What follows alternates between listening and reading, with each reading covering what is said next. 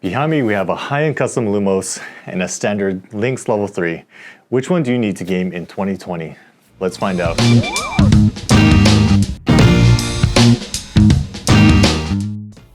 As always, if you like this type of content, make sure to subscribe, hit that notification button so you can get more content like this. Okay, so 2020 will be a big year for PC game releases. Just to name off a few, we have Cyberpunk 2077, Doom Eternal, the Resident Evil 3 remake, we have Half-Life Alyx, and Minecraft RTX.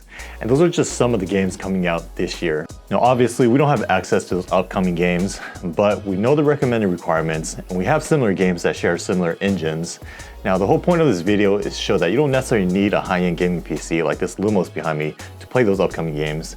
We're going to show that with this Alyx Level 3. Okay, so now we have everything set up and connected to this Alyx. Now what we know is the predicted requirements for Cyberpunk and Half-Life Alyx, which is a quad-core CPU and a GTX 1070.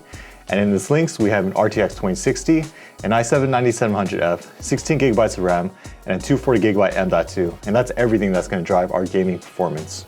Alright, so here's the list of games we chose. And we chose these games because we believe that they will share a similar graphical demand to those upcoming games.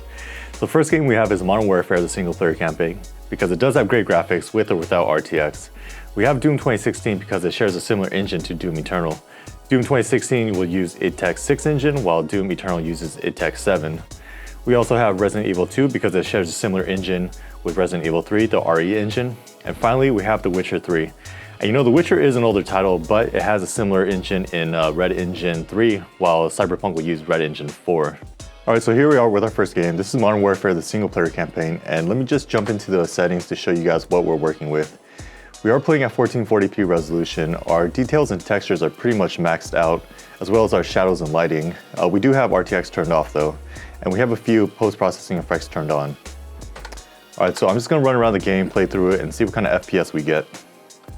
For the most part, we were maintaining FPS around the high 50s and low 60s. We experienced some dips to the 40s and 30s due to some textures loading in, but keep in mind, we are running an entry-level card at 1440p with max settings. So if you were to play at 1080p or drop the settings a bit, you would have even better performance.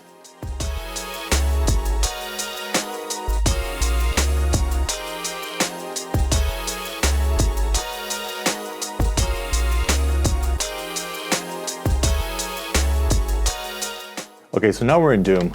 Doom will share a similar engine to Doom Eternal. Again, Doom uses id Tech 6 while Doom Eternal will use id Tech 7. And it's not necessarily the same engine, but for our predicted FPS purposes, I think this will work. So let's take a look at our settings and see what we got. Again, resolution's at 1440p and pretty much ultra across the board. Our FPS counter is at the top, so let's go. It's not a huge surprise that Doom is able to maintain 100 plus FPS. The game is extremely well optimized, which makes us very optimistic for how Doom Eternal will run.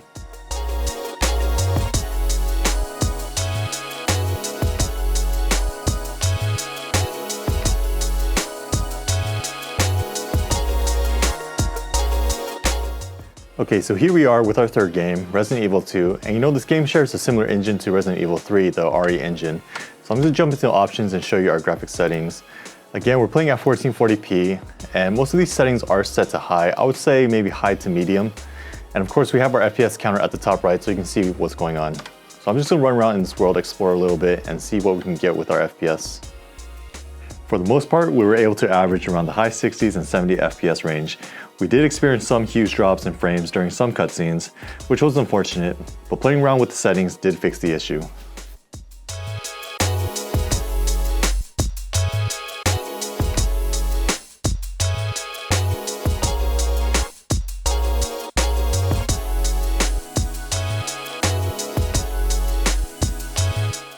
Alright, so finally we have The Witcher 3. Now The Witcher 3 is an older title, but the graphics requirements is still pretty high.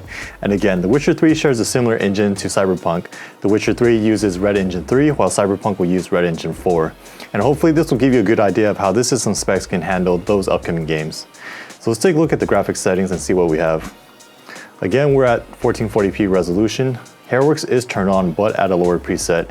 And our graphics settings is a combination of ultras and highs. So let's run around this world, explore, and see how the FPS handles everything.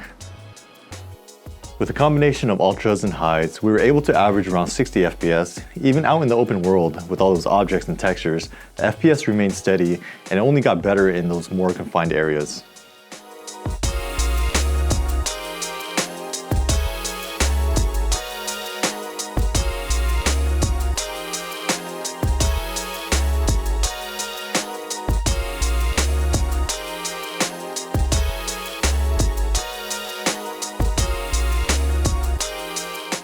So that's the result of our testing, but keep in mind, these are only our predicted performance numbers for those new games based on our hardware and the game engines we have access to. Now obviously there will be some performance differences to account for, maybe 10 to 15% on those new games, plus driver support and optimization issues. But with this hardware, we feel confident to say that you'll have a great experience running those new games. As always, thank you guys for watching. If you enjoyed the video, make sure to comment, like, subscribe, all that good stuff. See you guys.